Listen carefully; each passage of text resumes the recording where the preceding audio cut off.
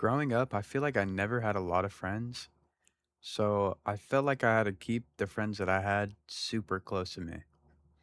And I feel like this led to a lot of self-negligence and a lot of self-disrespect. And I feel like if you grew up the same way, then you kind of view friends the way that I do, where it's like hard for yourself to let go of them just because you don't want to feel like you're alone. But there comes a point in time where you kind of have to just let go of them so that you don't feel, well, in my case, depressed all the time. And I feel like a key part of that is step number one: don't disregard the red flags. And what I mean by this is if you know of a friend that is periodically friends with you, but then, like kind of fucks you over half of the time, maybe that guy isn't the greatest.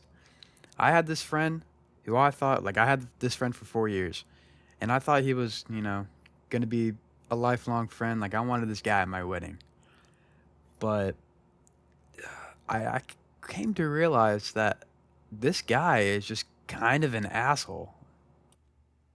Now, I understand I am quite young, and I feel like some of these problems do just tend to happen to younger people, but either way, there's still a lesson to be learned in them. If your friends, for example, you know, they don't talk to you unless they have no one else to talk to, dude, you gotta cut your losses. Because I feel like that friend is just not your friend. And I feel like a lot of people, especially the people who didn't have a lot of friends growing up or didn't have a lot of close friends growing up, they can't really recognize that. I mean, at least it was hard for me too. It was hard for me to recognize that these people only wanted to talk to me whenever they needed something from me or they just were bored. But if there's people who are doing that to you, either you have to like take a very long step back and just look at the relationship that y'all have. And if you see that they're doing this like throughout, the course of 4 years, then maybe you have to reconsider y'all's friendship or at least pull back away from the friendship. And for me, this comes from a lack of self-respect. Just because I didn't care that I was being hurt, I didn't want to be alone. And that is a very toxic mindset to have, especially when you're that young. And I know it's kind of hard to realize, but as I've grown up, or not even grown up, but as I've matured a little bit more, I've realized that a lot of your high school friends and the people like you talk to when you're young, half of those people aren't gonna talk to you once they graduate or once you graduate and y'all go y'all separate paths. Like, I feel like I was so scared to drop someone just because of what other people would think of me. And, it all depends on the circumstances, but if other people view you differently for wanting to drop out of a friendship that you had no place in being, like, at all, dude, that is like the most immature stuff ever. And granted, a lot of my friends were immature, and I know this is quite cringe to say, but I feel like I am a little bit more mature for my age. Um, if you once you start surrounding yourself with older people, like if you get in a job or something, and you start talking to your coworkers who are maybe about 5 years older than you realize that like drama just it's so petty.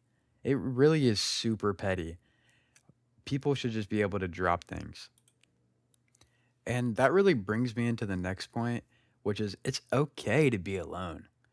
And like it's okay to not have a lot of friends cuz you're going to grow up and you're going to meet way more people than I feel like people think. And I feel like that's a lot of people's main reason for not wanting to drop someone. Like, "Oh, what if I don't find another person or what if I can't find any other friends?" Dude, there you are stressing yourself out. Like, I promise you there are other people that wanna be friends with you. If you're just a nice person and a very like a I don't wanna say social, but even if you're just a nice person, like, I consider myself very quiet. And, yeah, I still have, like, a lot of people who enjoy talking to me.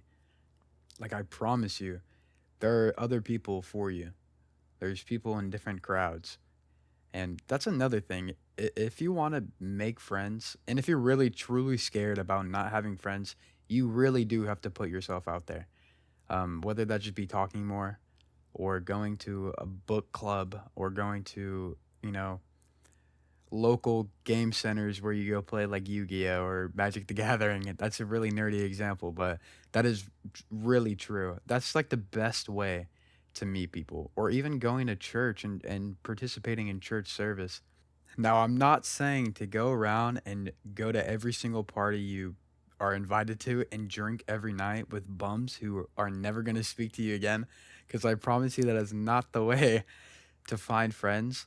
Although it is, you can, it's quite rare. But I feel like a lot of people that go to parties are just aren't it at all. Also, I feel like being alone is just low key like really chill. Like you don't have to stress about being funny or like making a good impression. You're just kind of with yourself. And like obviously, right? You're going to be by yourself. You have to be okay with being by yourself. But the next time you're feeling lonely, I feel like dude, just go like treat yourself. Go get some ice cream, man. Go to the movies. Go like get yourself a shopping spree. Like it's okay to be alone for a while and not have a lot of friends to just call on like that. I feel like learning to love yourself is just the most important thing before you start loving other people. So if you're hurt by a friendship and you just got out of a friendship, that was pretty traumatic maybe, take some time, bro. Like don't rush into getting new friends. Like really just learn yourself and learn to love yourself is the biggest part. You can't love nobody if you don't love yourself. And I know this is pretty cliche to say, but it's really true. Uh Time does really heal a lot of things. Uh you're not going to get over someone in a day, like in a week. If they're really like if they're a big part of your life and suddenly they're gone, it might be kind of hard to fill that void for a while. But once you get into your new routine and you start slowly forgetting about them, like it's okay to think about them once in a while. I still think about the friends that I've lost. But all in all, moving on does take a lot of time. It's not going to happen in a week. Maybe it's not going to happen a month. Maybe not even half a year. Like moving on really does take time. And healing from, if they were pretty abusive, healing from those wounds and then, truly moving on, it takes a lot for someone to move on. Um, but the main thing is be present and delete, like in my case, delete all the apps that like remind you of them. Once I stopped talking to the year of four friends, like I really did stop playing video games, and I deleted all my social media. Um, but just being in the present time really does help. Not so much thinking of the future, like, oh, what am I gonna do? What am I gonna do? And don't dwell on the past. You know, obviously dwell on the past to learn from your mistakes and their mistakes and what not to do. But being in the present really is the best way to move on. And I feel like going on walks, like really meditating, doing stuff that will help clear your brain, getting rid of the scrolling apps, even eating better, and just letting yourself enjoy the little things is a very big part in letting yourself move on. And once again, it's not going to happen in a day or a week.